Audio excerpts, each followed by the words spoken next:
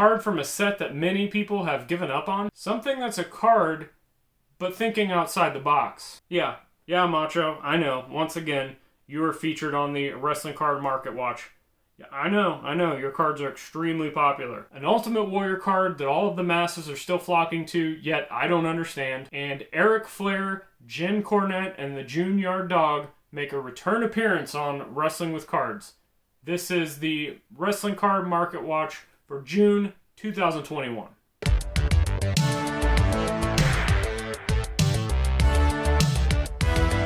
What's up, wrestling fans? I'm Zhan, and this is Wrestling with Cards.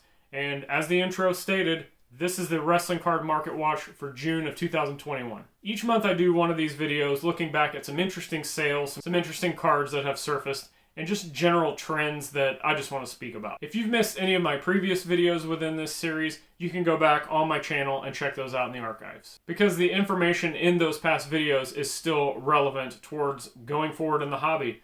Some of you may just be getting in and you're looking for what's the thing to buy and sell. While I'm not really telling you that, a lot of the things within these Market Watch videos will help kind of steer where you need to go as far as pricing, what's popular, what's not, etc. Thanks for stopping by if this is your first time watching, or if you've already subscribed to this channel and you're a regular, thank you for your support. If you're digging this video, drop the people's elbow on that like button. And it's one and elbow dropping. And hit the rock bottom on the subscribe button. And before we jump into June 2021's selling notes that I've picked out for today's video, just a few more reminders of how you can help support my content. Make sure to check out the two podcasts I'm involved with, the Wrestling with Cards podcast, as well as the Worlds Collide podcast. You can find both of those on most popular podcast platforms. Please share and subscribe to those. Leave me a review. It really helps us get the show out to more people. And there's also links below to other ways you can support: Patreon, my eBay store, all my social media platforms that you can follow me on, or send me DMs if you have questions that you want answered on the show, as well as links to buying me a coffee, because I gotta stay caffeinated to keep putting out these videos. Topps Living Set, Stone Cold Steve Austin, card number 1, $3 plus $1 shipping. When the Topps Living Set was first announced for WWE, I knew it was going to be something I was going to have to pay attention to. Then I saw the Stone Cold Steve Austin card as the first card announced. I had to have it. But then I paused, and I started considering some things with this. Let's start with the pros. We've got limited runs on these as they're print to order, so they're only available for a short time. Once that time is up, they're not making anymore. And I thought with these specifically, maybe people would be sleeping on them a little bit. This card finished with a print run of 5,521 cards, which isn't terrible, but it's also not great. The card was one of the first cards released in the series and card number 1. And most of us who have been in the hobby for a little while, we know how firsts get, first card, first refractor, first chrome, etc. And usually the first cards carry some weight and value down the road. Also, it's Steve Austin. Now let's look at some cons. Again, the print run isn't great. I would have liked to have had this card at a lower print run, maybe 1,000, sub 1,000, but it is what it is. The artwork is just okay to me on this card. Some love it, some hate it, but for me it's just okay. And speaking of opinions, many within the wrestling card hobby have completely given up on this series. Many say there aren't enough big names. Many say that the artwork is terrible, and many just hate the lackluster quality control that Topps has been doing, whether it's shipping cards out late or getting bios wrong or information wrong on swapped cards. And now that I've talked a little bit about the set overall, that being the Topps Living Set for WWE, let's talk a little bit directly about this specific sale. One thing I wanted to point out here is that many people within the wrestling card hobby that are following the Topps Living Set are saying when these come out, you need to buy them because when they hit the secondary market, they're going to be a lot more expensive, whether it's a month after it comes out or whether it's, 2 years down the road. Well, maybe not, because the person that bought this card bought it way after this card was released and shipped, and bought it for less than what they could have got it shipped than from Topps. This gives me a little bit of the vibes that I started seeing with Topps Project 2020 baseball. We started seeing a lot of people going in on those cards, and then they just started flooding eBay, and the values just tanked. Now, the print runs on those compared to these wrestling cards aren't even close. And the market boom and the reaction that we're seeing for these wrestling cards isn't even close either. But I'm just saying I'm kind of getting those same vibes. 1992-93 WWF official fan club membership card plus 3 lineup cards. $255 with $30 shipping. So technically this is a card, it's just a little bit outside the realm of the traditional wrestling card that most of us are thinking of. But hear me out on this one. We're starting to see more and more oddball offshoot items become collectible and seen as high-valued collectibles. So for wrestling, we have cards, of course. We have wrestling figures, programs, t-shirts, 8x10s, etc. But people even within wrestling have been, or are really starting to, think outside the box as far as what is collectible. Now, in my opinion, this is a pretty high price for just a fan club membership card, but clearly there's a market for it. Now, I know you get those additional lineup cards with it, and I could be wrong here, but I think the fan club card itself is the centerpiece. Now, I know most of you out there are here to talk about traditional wrestling cards, but I just like to give some perspectives of what other people are looking at within the wrestling hobby, and what other things that are still within wrestling that may have some value that you, the viewer, may have stashed away in a box somewhere. Or possibly something that just piques your interest, like, oh, I remember I was a fan club member, or if it's a video game graded, oh, I remember I used to play that video game all the time.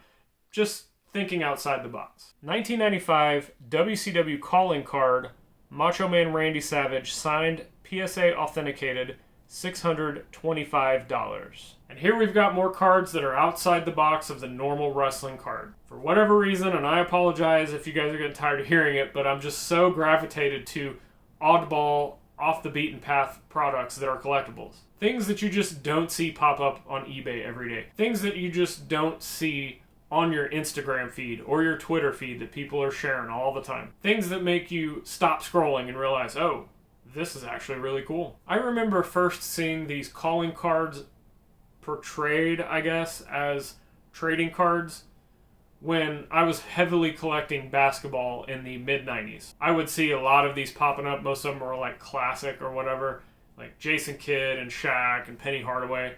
You would see these, and you know, most people I knew, unless they were a player collector, they didn't have a lot of value at that time. But I always thought they were still kind of unique pieces. This one says that it's out of 15,000, which by today's standards, that's a lot, right?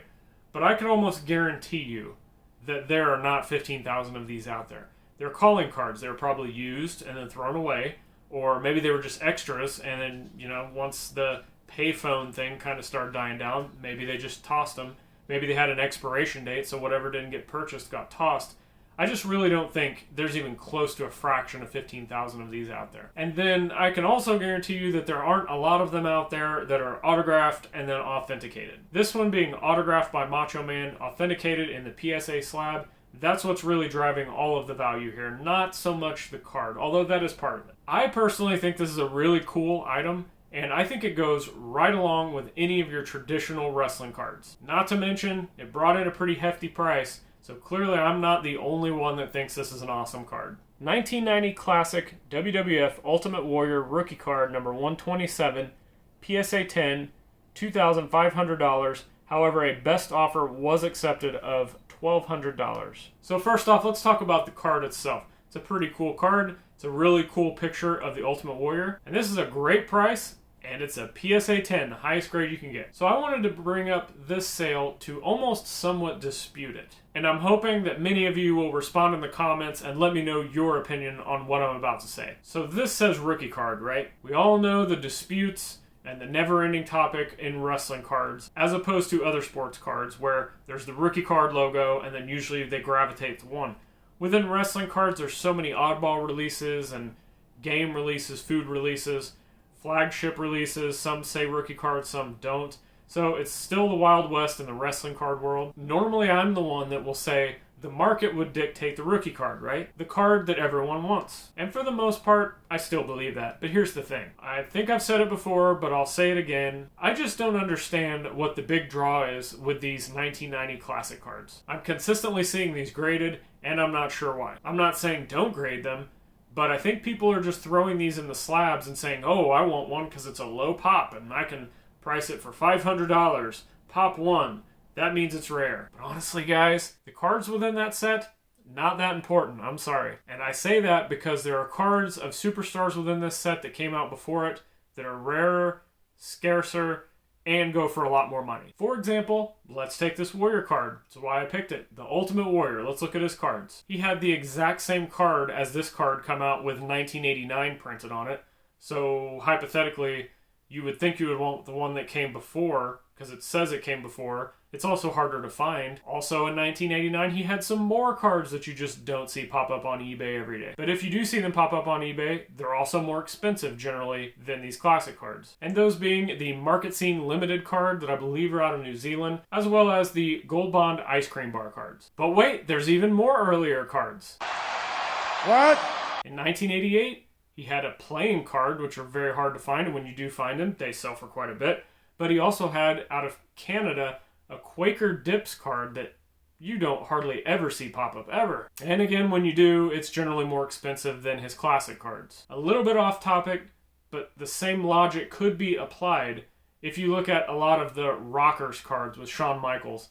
Many people are looking at this 1990 set with all the Rockers and Shawn Michaels cards, applying that same logic. Oh, this is the rookie. Meanwhile, Shawn Michaels had cards prior to this and other harder to find sets similar to the Warrior that I just spoke of, and people just don't talk about those as much. Something I always talk about is, in the long term, how important rare and scarce cards are. I'm trying to figure out why so many people are considering so many cards in this set important, or rookie cards. Now, I understand a lot of people buying the sealed sets, you can never go wrong with that, but I don't think there's that much to chase in this set. If you get even the Hogans or the Andres or whatever you're looking for, sure, you could try to get a PSA 10, but even in a PSA 10, is that card going to be important? Because, for example, Hogan or Andre, they had plenty of cards before that. You know, the Ultimate Warrior that we're speaking of today and the Shawn Michaels, those are a little bit borderline, I guess I could see. But with so many prior hard-to-find rare cards, I just don't understand, unless you're a collector, just straight up like, you're a player collector of the Ultimate Warrior or whatever, I don't know why you would look at this one and pay that much when there's all these other cards that I honestly think are better. Let me know in the comments what you guys think about this topic with these 1990 classics and the prior harder to find cards. I'm not saying I'm right or wrong, I'm just giving you my opinion and just putting a different perspective out there and trying to figure out what's going through the minds of many of you out there that are grading these cards and posting them for sale. You know, what are you going after? What's the importance of it? What am I missing? 14 sealed boxes of Monty Gum wrestling cards.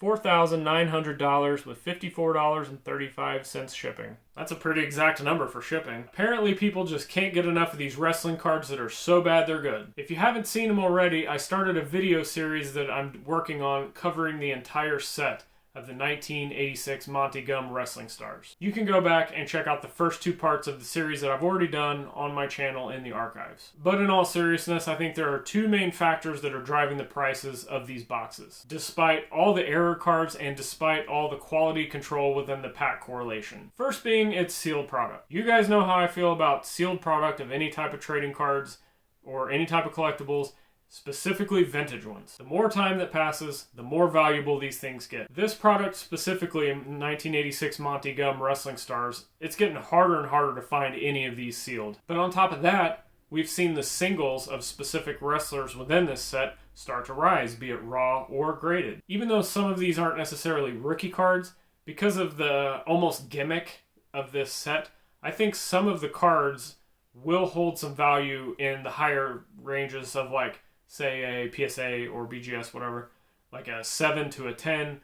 Anything in that range I think really will hold some long-term value. Even though these are pack pullable cards, I still kind of put them in the oddball category. They are similar to the standard trading cards, but they're smaller. They also come together, so you have to cut them. They also have blank backs, so there's no bios or stats or anything like that. And again, while there aren't any massive big-name rookie cards or first cards within the set, there are some, but they're mostly mid-card talent.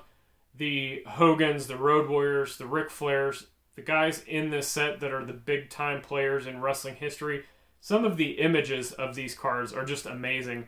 And then some of the cards are almost turning into a meme within themselves. So maybe those will have value going forward because of all the misprints and the mistyping of the names and, you know, featuring Jim Cornette, but it's actually just his arm with the tennis racket, and they couldn't even spell Jim right. I find that real strange, but you see, I got to thinking, everybody's in on a conspiracy. But who knows? I could be wrong. Like I said on the last card with the Ultimate Warrior, I thought the oddball stuff would be more sought after and more expensive than the 1990 Classics, so maybe I have no idea what I'm talking about. If this video brought you some value, hit that subscribe button, give me one of these, and click the videos on the screen for even more great wrestling card content, and I'll see you there.